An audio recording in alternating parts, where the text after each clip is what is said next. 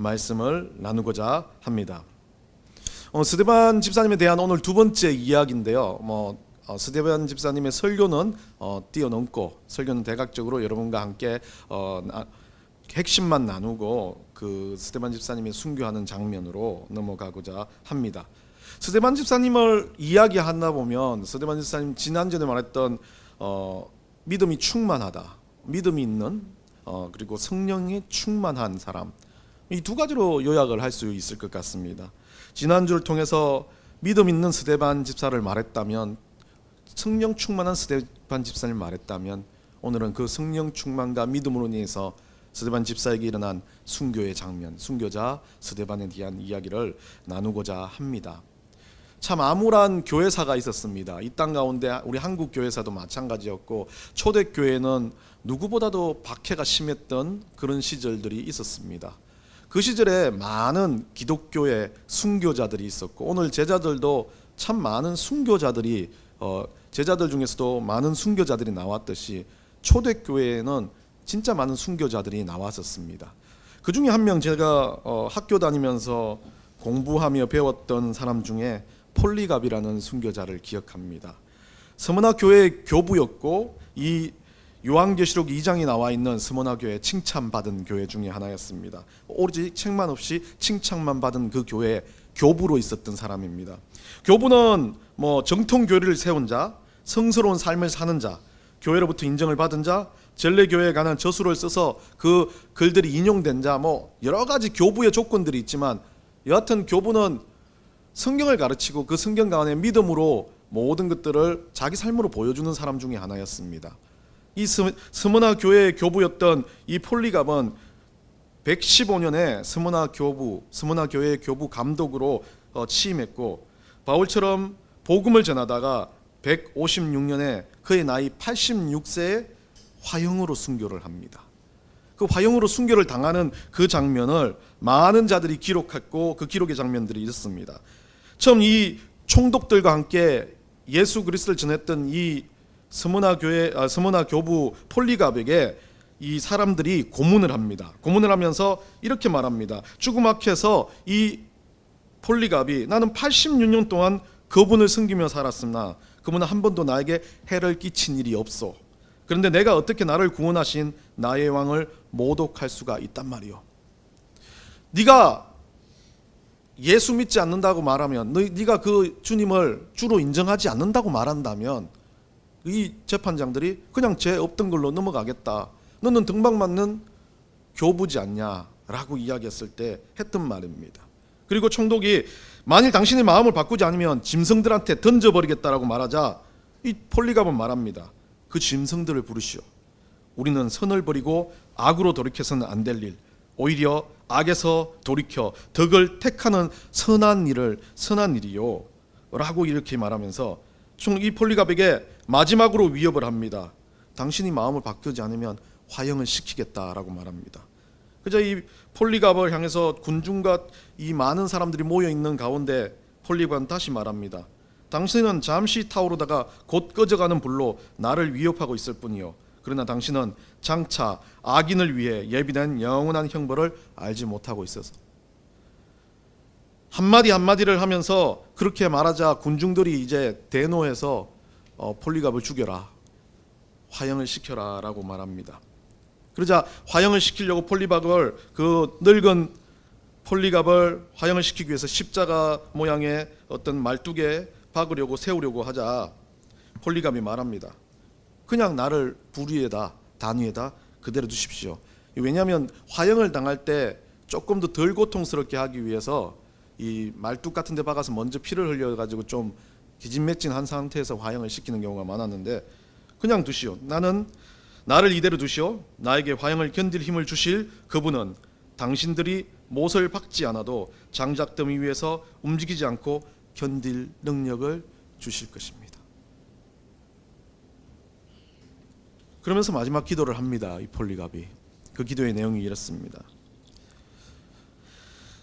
사랑하는 복된 아들 예수 그리스도를 통해 우리에게 당신에 관한 지식을 주신 아버지여, 당신 앞에 살고 있는 모든 천사들과 천군들과 피조물, 그리고 모든 의인들의 하나님이시여, 당신께서 오늘 이 시간 나로 하여금 순교자의 반열, 그리스도의 잔에 참여하게 하시어 내 몸과 영혼이 성령에 썩지 않은 축복 속에서 영생의 부활을 얻기에 합당하게 여겨주심을 감사하나이다.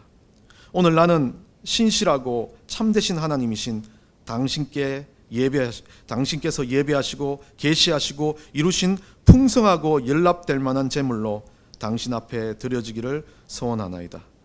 나는 이 모든 일을 인하여 당신의 사랑하는 독생자 영원한 대제사장을 통해서 당신을 찬양하고 감사드리며 영광을 돌리나이다. 성부와 성자와 성령께 이제로부터 영원토록 영광이 있을지어다 라고 외치며 한마디 신음소리도 않고 꼼짝 않는 상태에서 불에 타 순교를 했다고 합니다. 이 다른 기록들에 보면 그 스데반이 순교하는 그 장면에서 이 폴리갑이 순교하는 그 장면에서 그 불 가운데 엄청난 빛이 났고 사람들은 그 가운데서 다 좀 겸허하게 그 장면을 바라봤다라는 이야기를 합니다. 순교자의 이야기를 들으면 마음이 겸허해집니다. 이 폴리갑이라는 사람 보지도 못했고 수천 년 전의 사람이었지만 그가 순교했던 그 장면에 우리는 있진 않았지만 우리도 이 땅 가운데 살아가면서 순교의 인생을 사는 사람들로서 우리가 죽는 것도 그냥 단순하게 죽는 게 아니라 예수 그리스도 안에서 그의 핏값을 가지고 살았던 인생이기 때문에 우리도 한 걸음 한 걸음 걷는 모든 것이 순교가 아니라 정말 예수 그리스도 안에서 제대로 죽기 위한 죽음, 예수 그리스도를 믿음으로 죽는 순교의 죽음을 맞이하기 위해서 살아가는 인생들입니다. 그렇게 좀 이런 순교자의 이야기를 들으면 겸손해지고 겸허해지고 좀 뭔가 마음속에 우리 삶을 되돌아볼 수 있는 그런 마음의 감동들이 있다라고 저는 생각을 합니다. 이 폴리가 같이 어찌 보면 더 앞서 몇십 년 앞서 스데반은 순교했습니다. 예수님이 돌아가시고 난 직후 최초의 순교자로서 이 스데반 집사는 마지막 이 재판장들 앞에서 폴리갑과 동일하게 어쩌면 그 모든 사람들과 군중 앞에서 사도행전 7장 1절부터 53절까지의 설교를 합니다.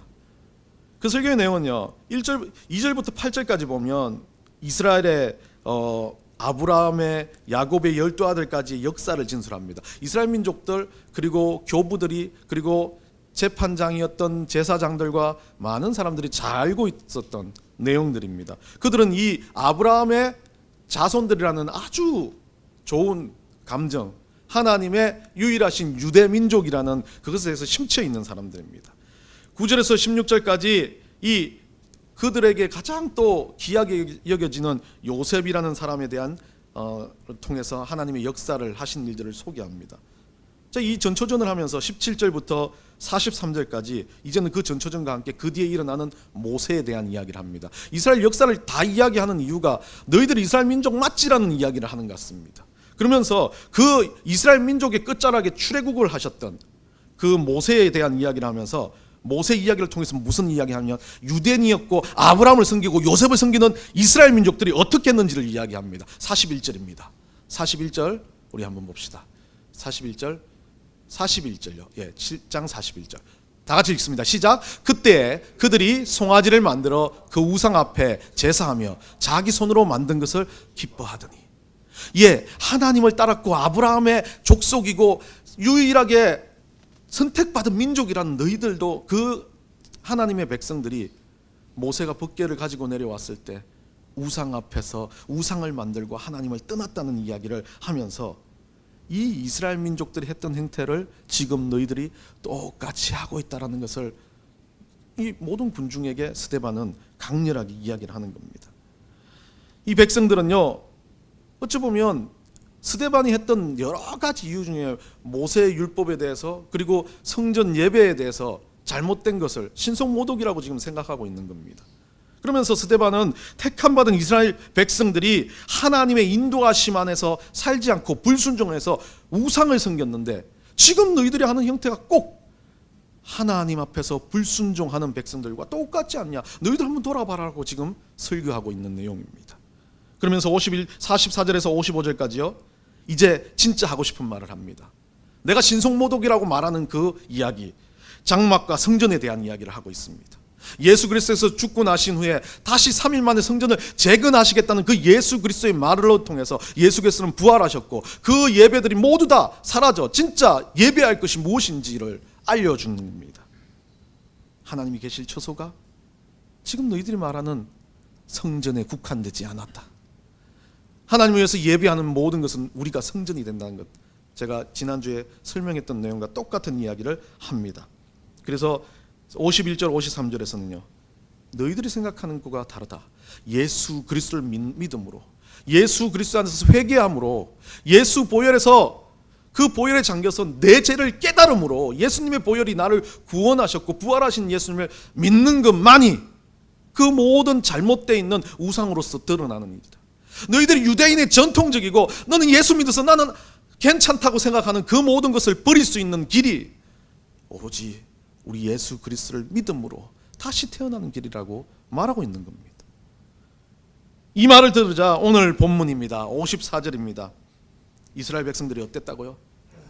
이스라엘 백성들이요, 찔렸다라고 말합니다. 마음이 찔렸다고 말해요. 여기서 찔린다는 건 우리가 가지고 있는 무언가 좀 미안하다, 잘못됐다는 말이 아닙니다.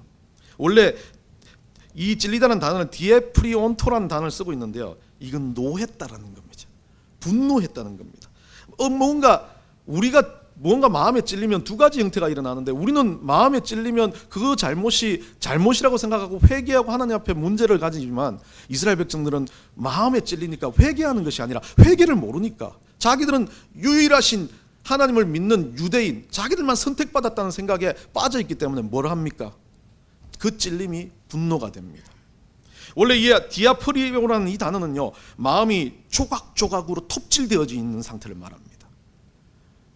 사람은 그런 것 같습니다. 분노가 일어나면 어떤 사람은요, 그것에 대해서 그 분노를 가지고 그 마음에 대한 부분을, 상처를 치유하기 위해서 스스로 노력하다 보면 겸허해지고 겸손해지고 더 그 분노에 대해서 깔아앉는 사람이 있으면, 그 분노에 대해서 어떤 분들은 어떻게 됩니까? 자꾸 조각을 만들어서 쌓습니다. 잘못된 부분들을 더 한 번 더 조각을 내서 분노를 만들고 또 하나 더 조각을 내서 분노를 만들어서 분노가 커져서 어느 순간 폭발을 해버리는 거예요. 사람에 대한 관계에 사람의 마음은 동일하게 이렇게 있습니다. 아무리 악하고 선한 사람이라 할지라도 악한 사람도 어쩔 때는 그 분노 앞에서 겸허해질 수도 있고, 어떤 아무리 선한 사람도 분노를 쪼개기 시작하면, 잘못을 따지기 시작하면, 그 사람에 대한 내 상처를 만들기 시작하면 그 분노는 폭발하기 시작하는 거죠.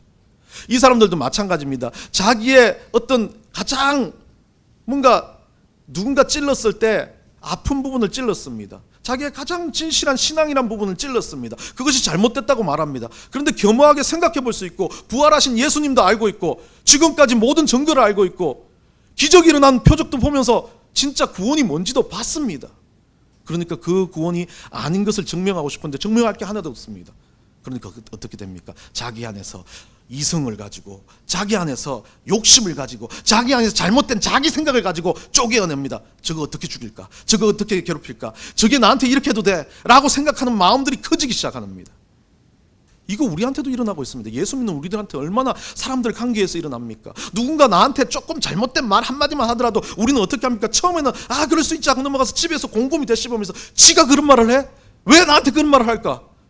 왜 나한테 그렇게 해서 진짜 화가 날까? 그때 정말 예수 잘 믿는 사람이 하나님을 닦고 성령님을 찾으면 그것이 눌러질 텐데, 진짜 예수 그리스도를 찾지 않으니까 뭐가 생기기 시작합니까? 쪼개어지기 시작합니다. 마음이 정말 갈기갈기 쪼개어지기 시작합니다. 그 쪼개어지는 순간, 어느 순간 튀어나오는 건 불신앙이요, 오늘과 같은 이 스데반을 죽이는 백성들과 같은 모습이 되어지는 겁니다. 잠언 4장 23절은 뭐라 그럽니까? 여러분들 암송하시죠? 준비 안 했습니다. 모든 지킬 만한 것 중에 뭐라고요? 내 마음을 지키라. 생명의 근원이 예수남이라. 우리는 우리 마음을 지키지 못한다면 우리 안에 있는 구원을 지키지 못하는 것 똑같습니다.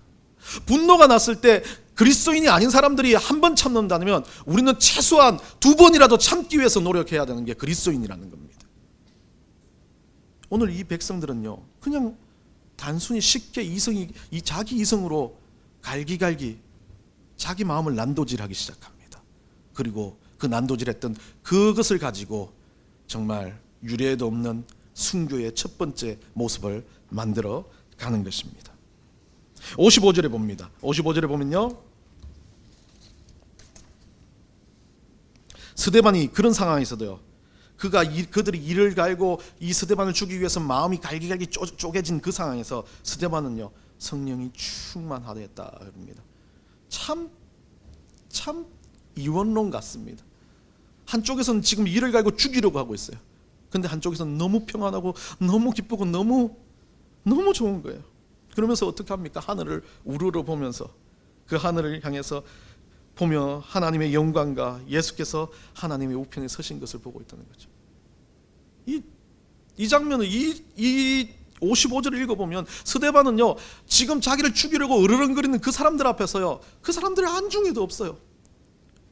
너무 그 자리가 좋은 거예요. 성령이 충만해서 견디지를 못하는 거예요. 하늘을 쳐다보니까 거기에 계신 우리 하나님의 광채, 빛이 보이는데 견딜 수 없이 기쁜 거예요.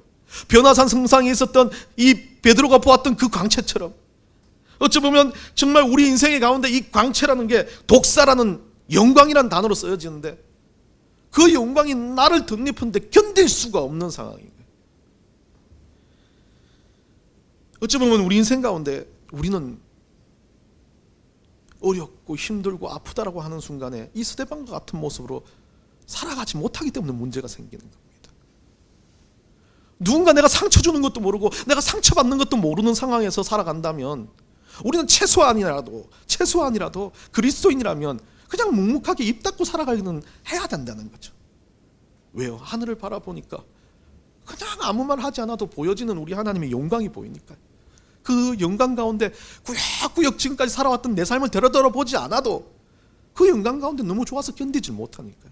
현재의 아름다움과 현재의 주님께서 주시는 성령 충만한 그 독사, 주님께 영광이 되는 광채가 내가 없기 때문에 우리 눈에 마음이 갈기갈기 찢어져서 잘못된 것이 보이고 악한 것이 보이고 문제가 보이고 지적할 것이 보여진다는 겁니다.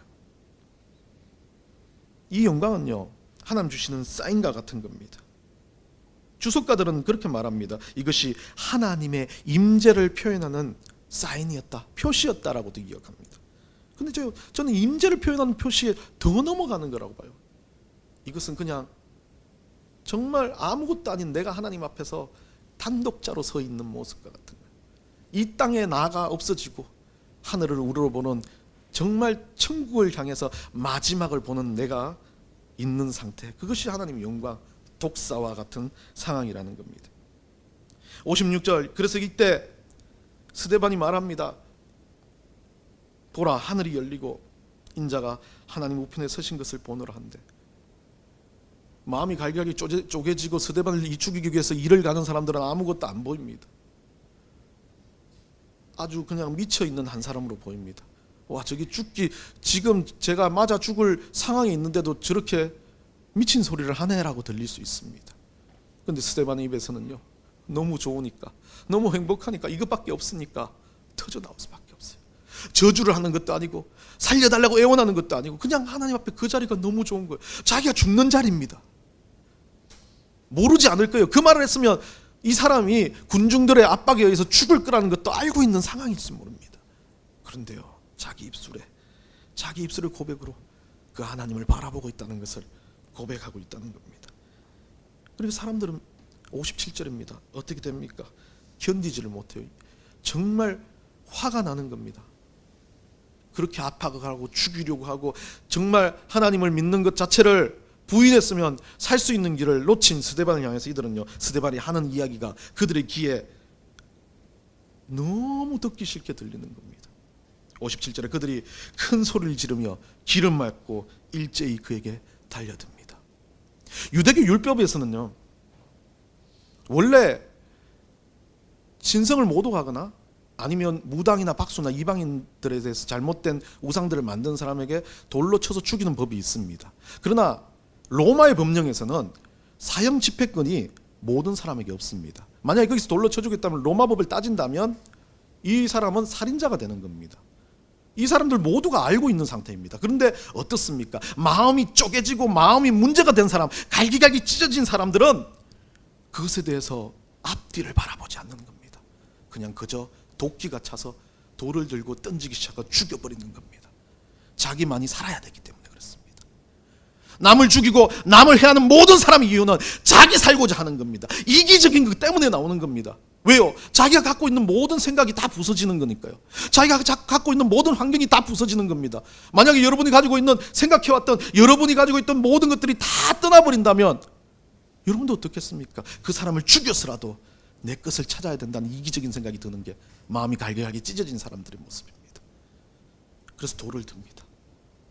스데반을 향해서 돌을 들고, 스데반을 58절입니다. 성 밖으로 내치고 돌로 칩니다. 참, 이 장면은 그냥 단순하게 적어놓은 것 같지만 여러분들 돌에 맞아 죽는 것 모르겠습니다. 저는 여러 영화도 보고 하겠지만 돌에 맞아 죽는 것들을 많은 사람들이 그렇게 말합니다. 이게 돌에 맞아 죽는 이 사람들이 던지는 돌들이 그렇게 거대한 돌이 아닙니다. 한 번에 맞아가지고 다 깨져가지고 막 뇌진탕으로 죽는다든지 이런 게 아닙니다. 길거리 있는 그냥 그런 돌들이고 아무리 커도 손 주먹만한 돌입니다. 얼마나 맞아야 되겠습니까? 결국 피에 범벅이 돼서 죽는 겁니다. 피가 흐르고 또 흘러서 죽는 겁니다. 목이 말라서 피가 흐르니까 이 피가 빠져나가니까 목이 말라서 십자가형과 거의 다를 게 없어요. 목이 말라가지고 막 파르르 뜨는 상황에 계속 돌을 집어 던져서 죽이는 겁니다. 참, 이 상황의 스데반은요, 아마 피가 범벅이 됐을 거예요. 근데 누군가는 막 광분을 하고 도망을 가고 했겠지만 스데반도 폴리가 같이 도망가지 않습니다. 그 자리에서 그냥 묵묵히 그 돌을 맞으면서 피를 흘리는 상황에서 스데반이 말합니다. 참 중요한 말입니다. 59절과 60절입니다. 59절입니다. 뒤쪽입니다. 부르짖어 이르되, 다음 우리 한번 59절 우리 한번 읽어봅시다. 주보를 한번 참조해서 읽어보시죠. 59절 뒤쪽. 스데반이 부르짖어 이르되, 뒤에 주 예수여부터 읽겠습니다. 시작. 주 예수여 내 영혼을 받으시옵소서 하고. 여러분,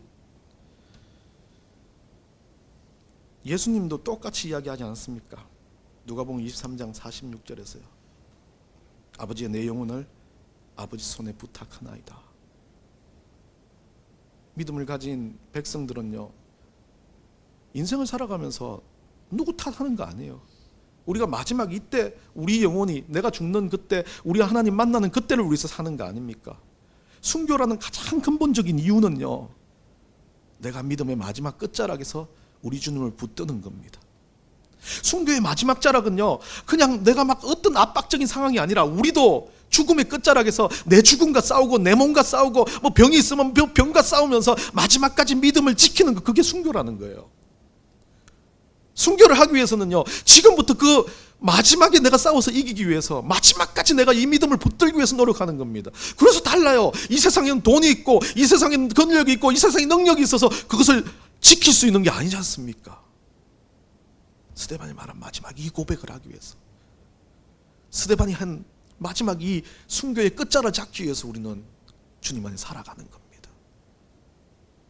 많은 사람들은 순교를 이야기할 때요, 아주 힘들고 어렵고 막 너 예수 안 믿으면 죽을래라고 총칼을 들이었을 때 예수 믿겠습니다 하고 죽는 것, 예 맞습니다. 그거 순교 맞아요. 그런데 우리도 똑같이 마지막 죽음을 맞이했을 때 내 믿음을 지키기 위해서 마지막에 간절하게 주님 앞에 나를 부탁드리고 내가 주님 앞에서 죽겠습니다라고 하는 그 심정을 가지고 살아드리는 것, 이것도 순교라는 거예요.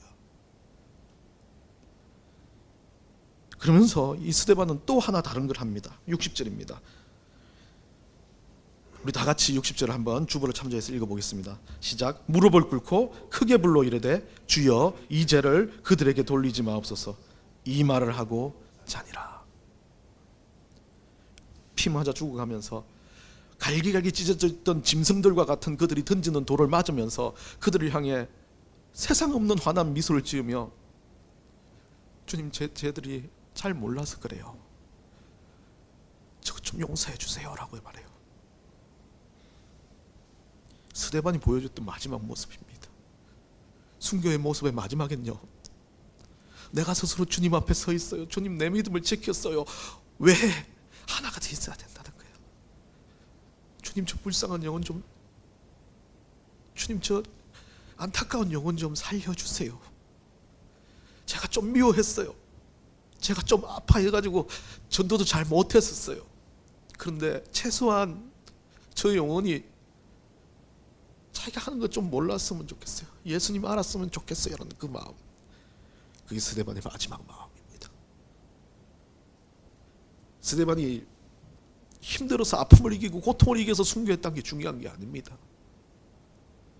예수 믿는 것을 증명했고, 그 마지막 자락에 예수 믿는 것이 진짜 무엇인지 보여준 것 때문에 이것이 순교인 겁니다. 여러분은 어떻게 사시겠습니까? 참 무거운 장면이지만 저도 이 장면에 가슴이 메어서 얼마나 울었는지 모릅니다. 나같이 하찮은 존재가 교회하고 뭐하고 너무 조건 없이 세상 그 기준으로 살아가지고 하나님 없고 온데간데 없고 내가 하는 것만 넘쳐나는 것으로 살아갔습니다. 내 인생 꼭 내가 주인인 것처럼 얼마나 내 맘대로 살았습니까? 고백도 없고 영혼에 대한 안타까움도 없어졌습니다. 전도한다 치고 나가면 아니면 말지라는 생각이 빠져 있습니다. 나한테 좀 공격만 하면 대로 갚아주겠다고 생각하는 사람이 됐습니다. 근데 그건 그리스도인이 아닙니다. 최소한 구원을 받고 믿음을 지킨다면 한 번쯤 생각해 보십시오. 내가 좀 당해도, 내가 좀 아파도 끌어안을 만한 사랑이 우리에게 있어야 됩니다. 아니면 그냥 그 사랑이 없다면 그 모든 사람에게 그냥 미워하는 감정이라도 좀 지워버릴 수 있는 게 그리스도인이라고 저는 생각합니다. 예수 그리스도를 믿는 건 죽기 위해서 믿는 겁니다. 살기 위해서 믿는 거 아닙니다. 떵떵거리고 잘 살고 돈 벌고 이 세상 가운데 뭔가를 가지려고 사는 거 아닙니다. 우리는 잘 죽기 위해서 믿는 겁니다. 그렇다면 여러분들은 지금 아웅다웅 무엇을 붙들고 있습니까? 죽음이 아니라 삶을 붙들고 있지 않습니까? 살아가기 위해서 붙들고 있지 않습니까? 그러다 보니까 문제가 생깁니다. 그러다 보니까 여러분 삶에서 예수 그리스도가 아니라 여러분이 주인공이 되는 겁니다. 그러다 보니까 여러분 삶에서 스데반과 같은 믿음의 고백이 아니라 질책과 질시와 질투와 비난의 고백이 넘치는 겁니다. 그러다 보니까 여러분의 기도가 나 잘 되는 것만 중심이 되는 겁니다. 우리는 바뀌어야 합니다. 질과 양의 문제가 아닙니다. 그냥 내가 어떻게 사냐라는 것이 근본이 우선순위가 되어야 됩니다. 내가 왜 그리스도이냐는 질문을 던지면서 내 가슴 속에서 하나님을 향해서 스스로를 바라볼 수 있는, 스스로를 되돌아볼 수 있는 눈과 마음이 생겨야 됩니다. 한 주를 살 때는 여러분 죽음을 위해서 살아가시기 원합니다. 뭐 순교라고 이야기하고 거창하게 이야기한 거, 우리 그 말을 받을 만한 사람들도 아닙니다.